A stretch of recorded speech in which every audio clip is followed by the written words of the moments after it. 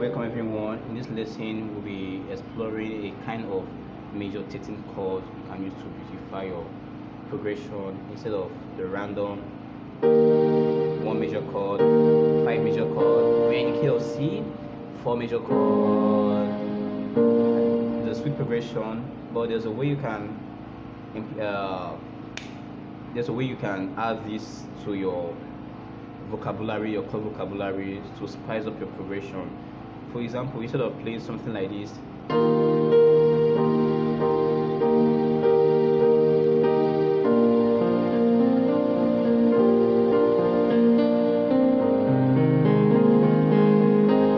this is beautiful and simple, but most times when you keep on playing things like this, it becomes boring. You get tired of the sound. Then you say to yourself, I should be playing more than this. There's a 1-5-4 progression, 5, 5, but you can do something like this to make it beautiful. So let's go.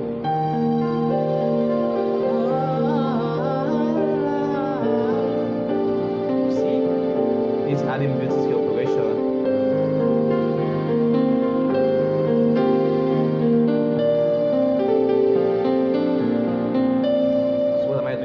There's a major 13th chord, so let's break the progression, the chord first before. So let's break the chord. So the notes of the chord are this. In the key of C, we have something like this, which is your 1, your 5th, your 9th. So you are going to stretch a bit with your left hand. 1, 5, 9, 1, 5, 9. While your right hand will be playing the tail of the chord. The third makes it to defines if it's a major chord or a minor chord, because I can try to play something like this.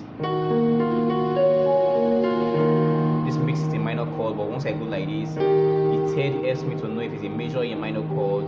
The dominant 7 also is very important. It's determining if it's a major 7 chord or a minor 7 chord or a dominant 7 chord. I'm sure you guess what I'm trying to say.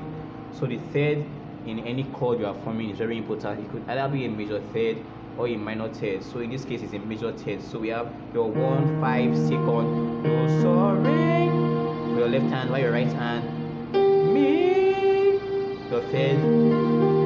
Then you add your 6th, which we will be using as, which we call our 13 in extension, because this is your 1, 2, 3, 4, 5, 6, 7, 8, or 1, 9, 11, 13, 12, 13. So your 6 could also be called your 13 when it's extended.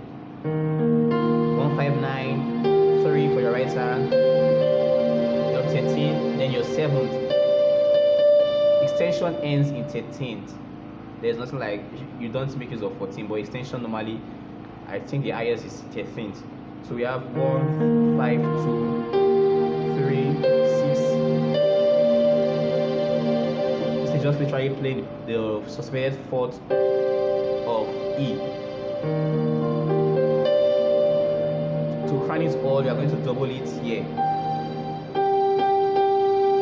So in between your 10 for your right hand, you are playing your 13 and your 7, or your 6 and your 7.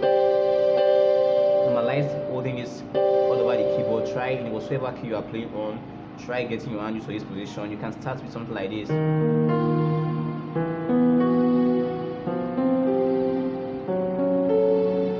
Sorry for that. That's a flat. We have in the key of A.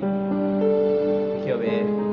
Then for your right hand, when you are through with that, then you try practicing something like this, well, for your right hand. Then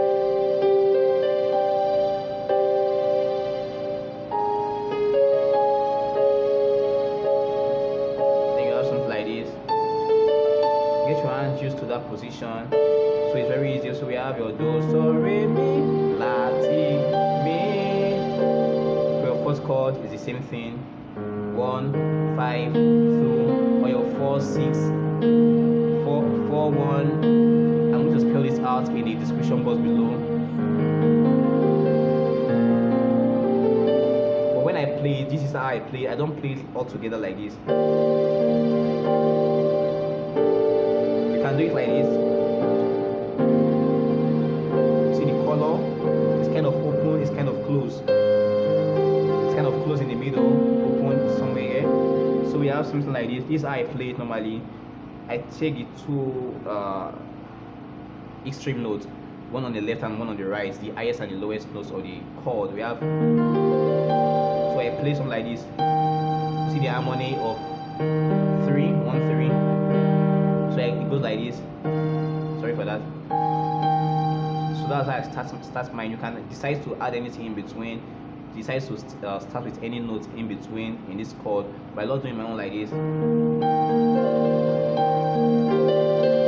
can do yours like this.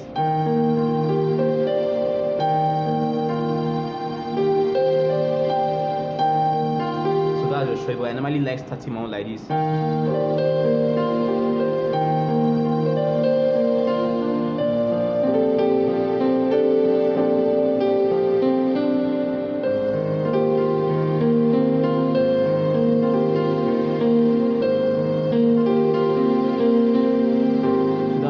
Maj13th chord is a very fine and full chord. It's a chord that can shape your playing. For example, 156 for progression, if I decide to play something like this.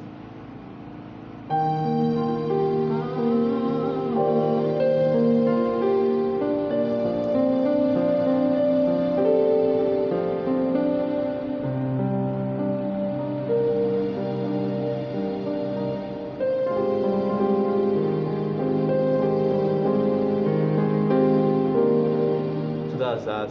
Thanks for watching.